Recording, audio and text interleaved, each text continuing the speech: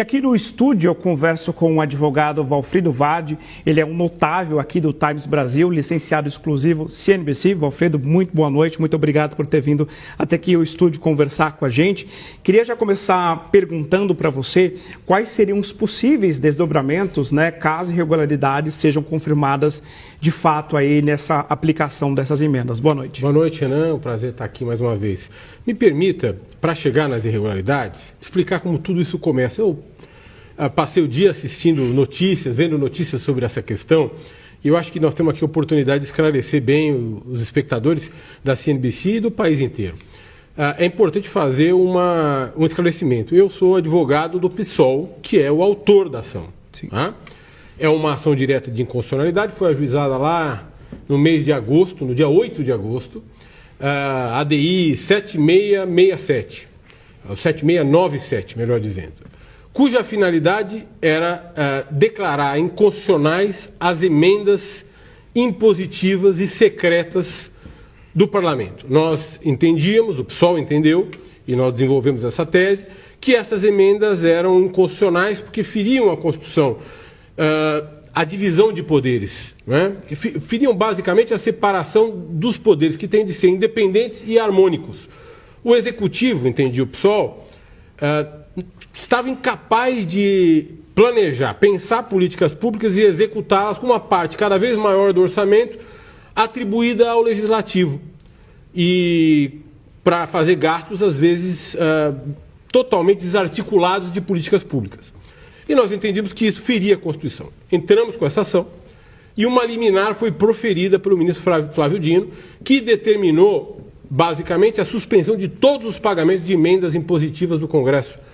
E determinou uma liminar que foi referendada pelos outros 10 ministros do Supremo Tribunal Federal. 11 ministros referendaram, ou um ministro deu a liminar e 10 outros referendaram por unanimidade a liminar que mandou parar o pagamento até que se compusessem Executivo e Legislativo numa solução regulatória, numa lei, ou a partir de uma lei que atendesse à Constituição e que respeitasse a Constituição em matéria de orçamento.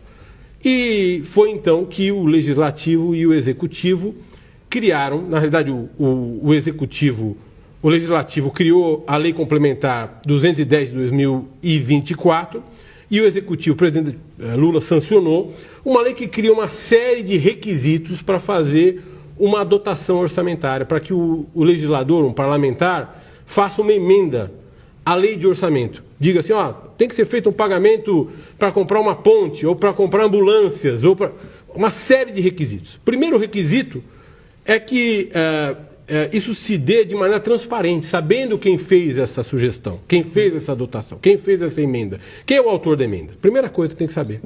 A outra coisa importante é que essa dotação esteja compassada, que ela atenda uma política de interesse nacional. Ela não pode ser uma coisa boa só para aquela pequena cidade onde o parlamentar tem sua base eleitoral, porque senão o orçamento se transforma num instrumento de política eleitoral ou de financiamento de campanha. Isso está errado, fere a Constituição.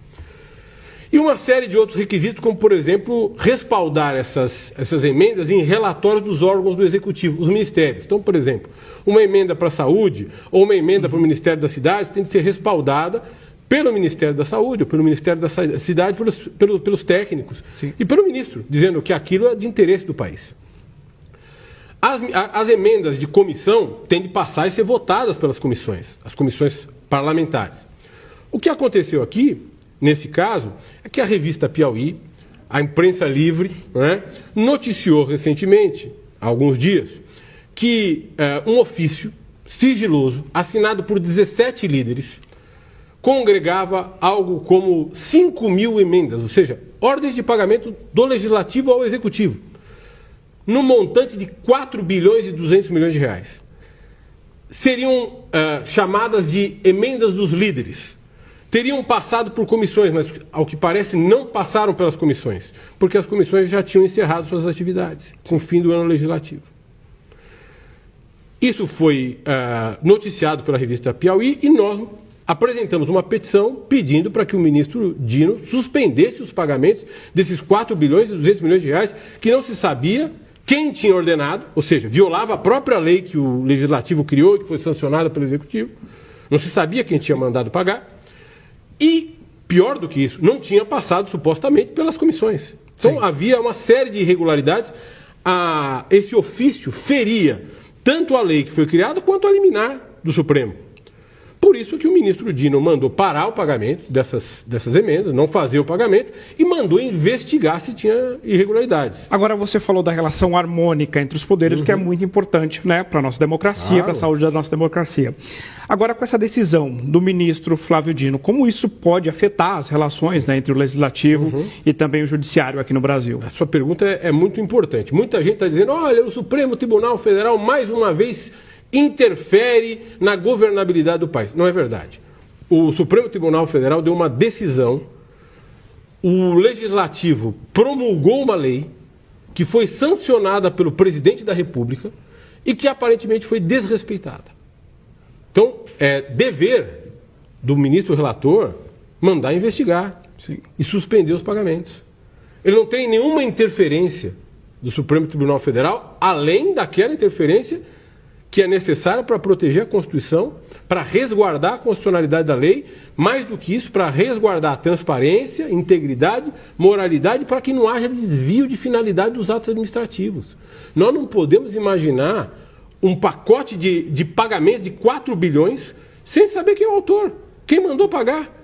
Isso é uma maneira de desnaturar as regras que se impõem às emendas individuais e às emendas de comissão, como foi exatamente determinado pelo Legislativo, ou seja, pelo povo brasileiro representado pelos deputados e senadores. E essa decisão do ministro Flávio Dino pode significar no futuro um maior controle desses gastos, dessas emendas parlamentares? Como você avalia essa decisão e o futuro disso no Congresso?